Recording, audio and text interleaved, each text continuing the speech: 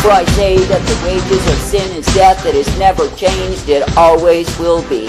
And I say when men are foolish enough to wholeheartedly embrace the way of sin, they are literally embracing death. And I say they are bowing at the feet of the idol and kissing the same.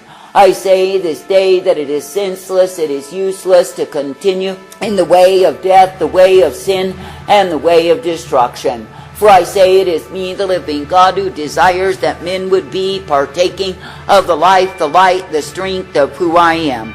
That is, that they could be uplifted, brought forth, guided, and directed by me as their maker, their keeper, not caving in to the agenda of death that is looming with prominence throughout the land. I say when men are in rebellion, when they are in pride, what is it that you think they do?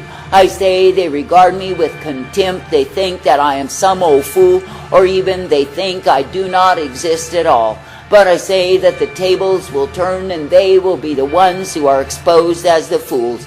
And I say when they are taken in the throes of death, there will be none to deliver them. And I say that the agony of the damned that they shall undergo forever will prove who it is that is the fool. I say you are living in a proud and wayward generation, when men are so full of themselves and what they think they can do that they have no fear of me.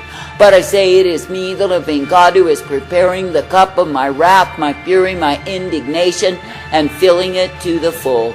And I say when my cup is fully poured out, I say there will be no end to the same.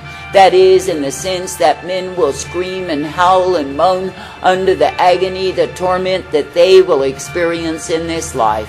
For I say it is me, the living God, who will punish and punish and punish and punish and vindicate myself. And I say, though they howl and moan and scream and cry out for death, I say in those times that death shall elude them, evade them, and they will not be able to find the same. And I say they will have to go under what it is that I do intend to bring them to the end of themselves. For I say it is me, the living God, who is thoroughly disgusted and thoroughly sickened by a reprobate, a vile, a wicked generation. It is me, the living God, who will bring down the fools who have strutted themselves in proud array. And it is me, the living God, who will devastate, eradicate, and bring to nothing all who are in conceit against me.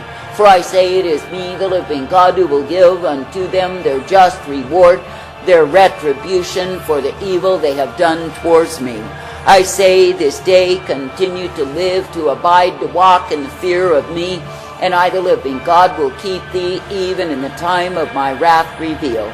For I say it is me, the living God, who will give tender mercy unto the ones who are walking in the fear of me. That is, the ones who are walking in respect and reverence of my way. I say they will not be destroyed. But I say that the ones who have flaunted themselves, who have flirted with death, who have thought what a clever thing it would be, will see the end of their way end in great sorrow.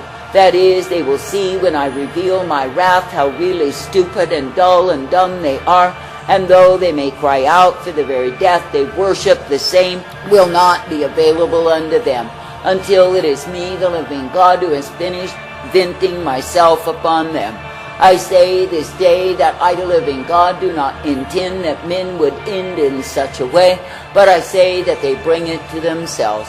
For I say when they serve as magnets for sin, for debauchery, for defilement, I say they will reap the reward of the same. For I say it is me, the living God, who is just and fair, and I say that I return unto men that which they've done before me. And I say if they pursued the course of evil and wantonness, carelessness, foolery, and vanity, of course they will reap of the same. For I say it is me, the living God, who does reward every man, every woman, according to their doings. And I say, though they may weep and mourn and howl and cry, the time comes, it is too late, and I hear them not at all. For I say, when I sought for them to come unto me, when I called them to my mercy, I say they refuse the same. Now I say they are taken in the throes, the way of their own damnation, their own despair, and I say it is because of their choosing. That is, they have chosen to oppose me, they have chosen to walk afar off from me, and I say they will pay for the same. I say this day there is no reason to go in the way of fools, to be devoured, to be overwhelmed, to be destroyed.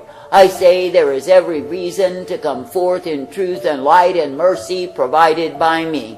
For I say it is me, the living God, who is the way of all truth and righteousness, the way of mercy and the way of hope intended.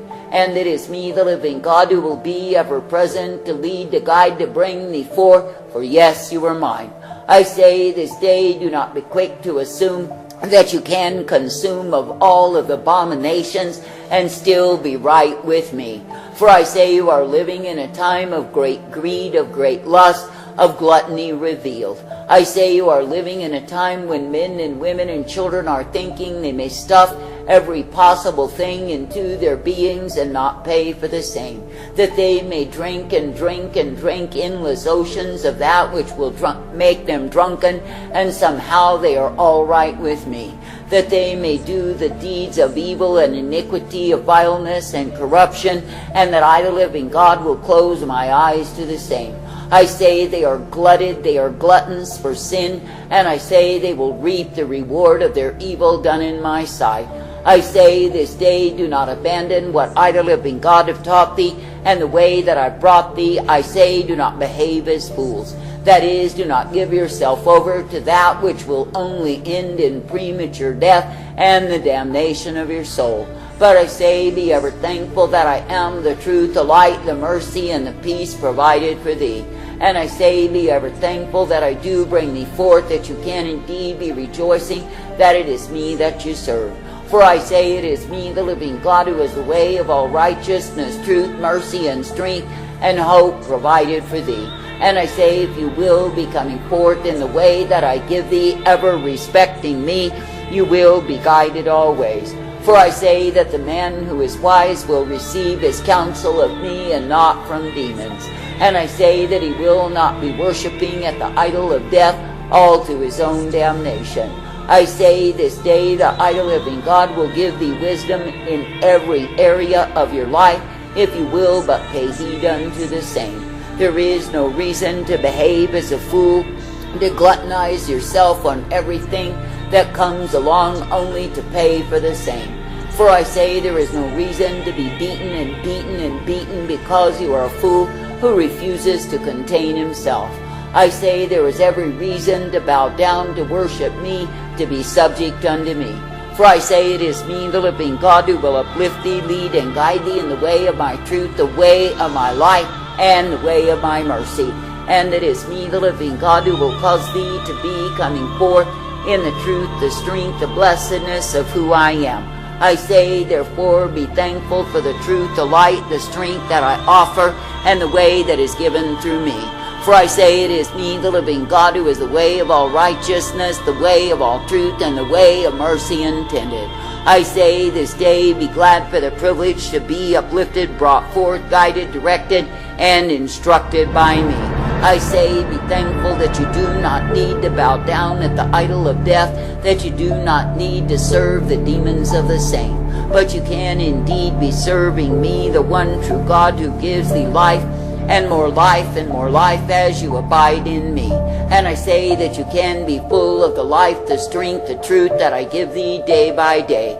I say, be thankful, ever thankful, ever thankful that it is me that you serve. When the righteous cry for help, the Lord hears and delivers them out of all their troubles. The Lord is near to the brokenhearted and saves the crushed in spirit. Many are the afflictions of the righteous, but the Lord delivers him out of them all. He keeps all his bones, not one of them is broken.